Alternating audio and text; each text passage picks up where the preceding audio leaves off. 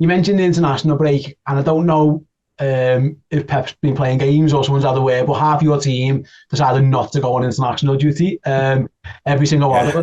Ederson hasn't been injured for about 5 years, and all of a sudden he's got a sore foot. Erling Haaland doesn't go. Then Kovacic had enough. Nathan Ake, John Stones.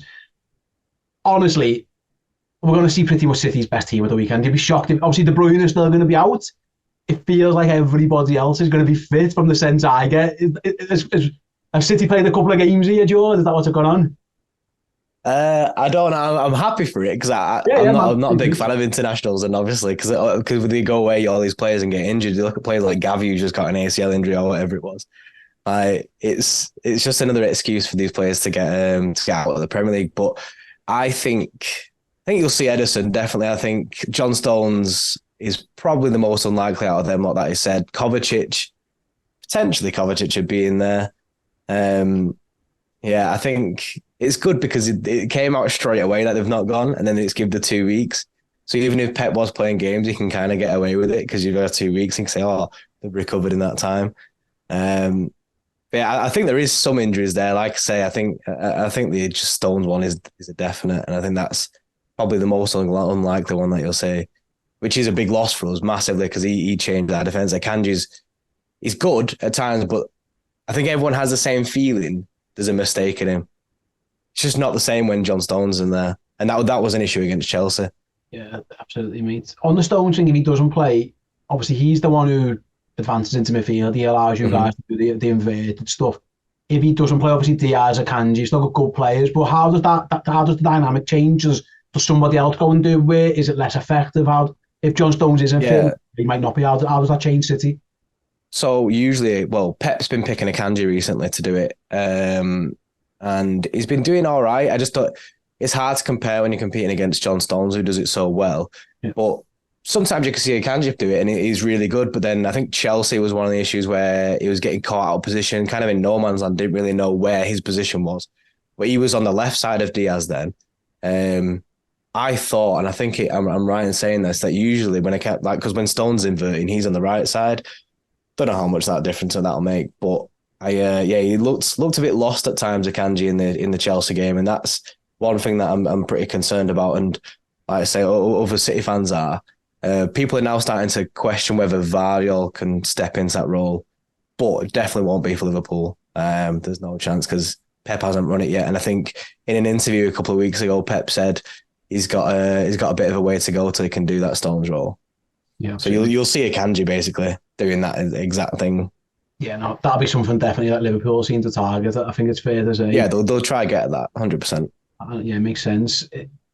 In terms of that, then obviously we're expecting probably Erling Haaland's going to be fit.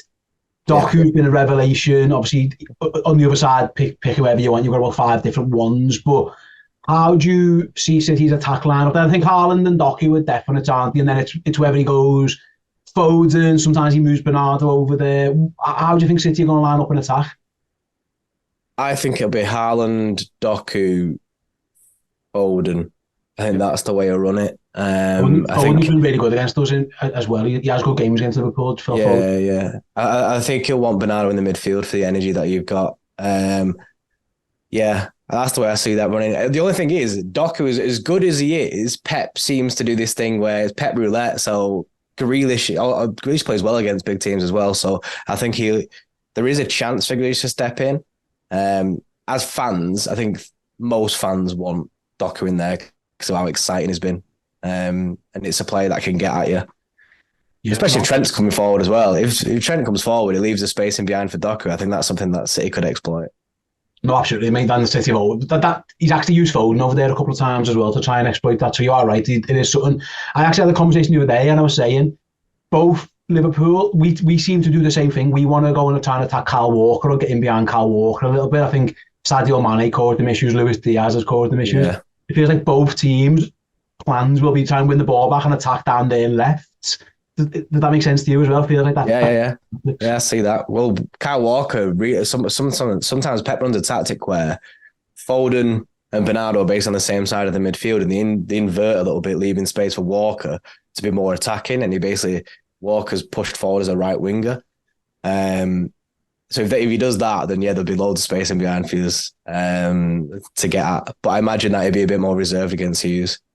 Yeah, it's a fascinating tactical battle. There's just so many good players all over the pitches, and it's great. It's great. It really is. It's been an incredible era of City Liverpool for the Premier League. It's been so tight. Obviously, we've had our season where we like kind of walked the league. You had your season where you walked the league.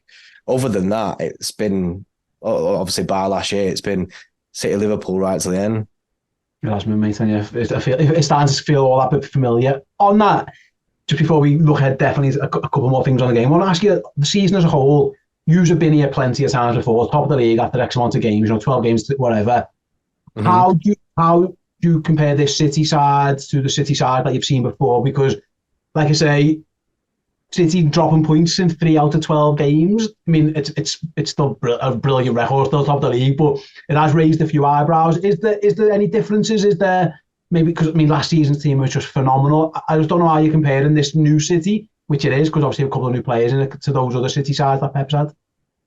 I think you got to look at major key losses, really. Like Riyad Mahrez always chipped in with goals and assists. And as much as I do feel like it was the right time for him to go, he did kind of, towards the end of the season, he became, I think it was like third choice on the wing. But I think Riyad Mahrez is a big loss because he chipped in with goals. And all this happens when, say, if Erling Haaland's not firing like this season at times. As much as he is scoring goals every game, I think everyone expects him to just do what he did last year. You got other players like who chip in. Gundogan is a massive loss in midfield for us, and we're trying to shoe on Kovacic in there, but Kovacic isn't that good going forward as opposed to what Gundogan had. And you got Nunes as well, who hasn't really played too much for us. Obviously, there's a lot of time for them players.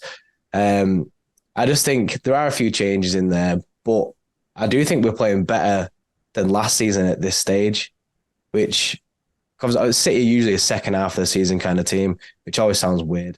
But we come alive in that second half. That's why we usually will go on our 20 match unbeaten runs or whatever it is. I know exactly. And, I know that story, mate. Yeah. I know that story. Trust me, I'm very much familiar. Absolutely. I had hair before Pep started.